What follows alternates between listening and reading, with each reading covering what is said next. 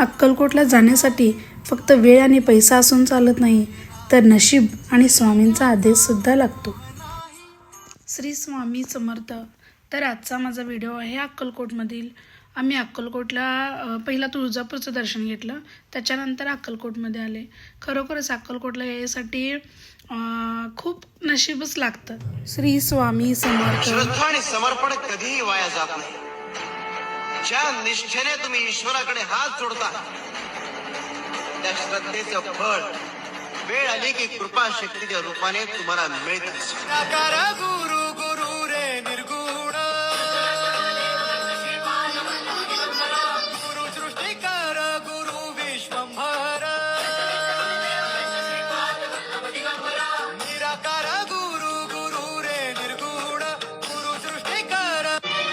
कोटी स्वामी दरबारी भाग्य उजाळणे जीवन द्वारी, करुणा उजाळे नयनातुनी, मोक्ष सुखाचे भावे धनी, करुणा उजाळे नयनातुनी, मोक्ष सुखाचे भावे धनी, स्वामींच्या दरबारी काय कमी, स्वामी अक्कलकोटमधून निरोप घेण्याची वेळ आली.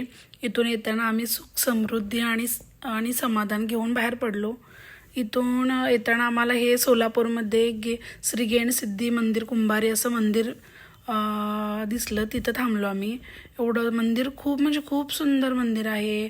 कर्नाटकी असं मंदिरची सगळी डिझाईन आहे, रेखीव सगळे असे डिझाईन आहे त्या मंदिरमध्ये. इतकं छान वाटलं मंदिरमध्ये, शांत प्रसन्न असं.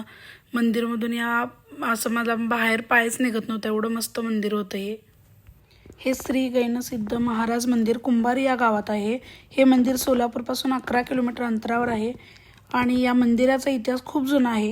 येथे 1200 वर्षांपूर्वीचे श्री गैनसिद्धी महाराजांनी जिवंत समाधी घेतली होती. या मंदिराच्या परिसरात 13/2/2009 या रोजी 1200 वर्षांपूर्वीचे अवशेष सापडलेले आहेत. त्यामध्ये धूपारती, कापूर धूपारती, सीताबिंदगी व ताट, पंचधूपारती, चेंडू आणि श्री गेनसिद्ध महाराजांचे समाधीमधील अस्थी भेटले आहेत. या मंदिरात सोमवार आणि पौर्णिमेला प्रसाद असतो आणि या मंदिरात गुढीपाडवा या दिवशी खूप मोठी यात्रा भरते. तर आम्ही आत्ता आलेलो आहोत सोलापूरमधील सिद्धेश्वर आणि मल्लिकार्जुन या मंदिरात. हे मंदिर तलावाच्या बरोबर मध्ये आहे. सोलापूरची ओळख ही या सिद्धेश्वर मंदिरामुळे होते.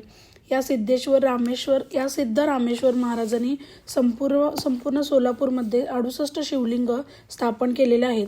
त्यामधील 12 शिवलिंग हे सिद्धेश्वर मंदिरात आहेत. शहराच्या मध्यभागी हे मंदिर असून पण येथे खूप शांतता आहे.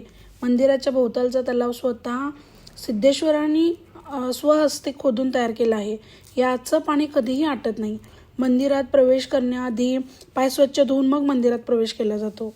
हे मंदिर एकूण 40 एकरमध्ये बांधले आहे. या मंदिरामध्ये सिद्धेश्वर महाराजांनी समाधी घेतलेली आहे. मंदिर एवढं सुंदर आहे, संध्याकाळचा तिथला देखावा पाहण्यासारखा असतो. तर आमचा आता सांगलीला परतीचा प्रवास चालू होतोय. आजचा दिवस खूप छान गेला.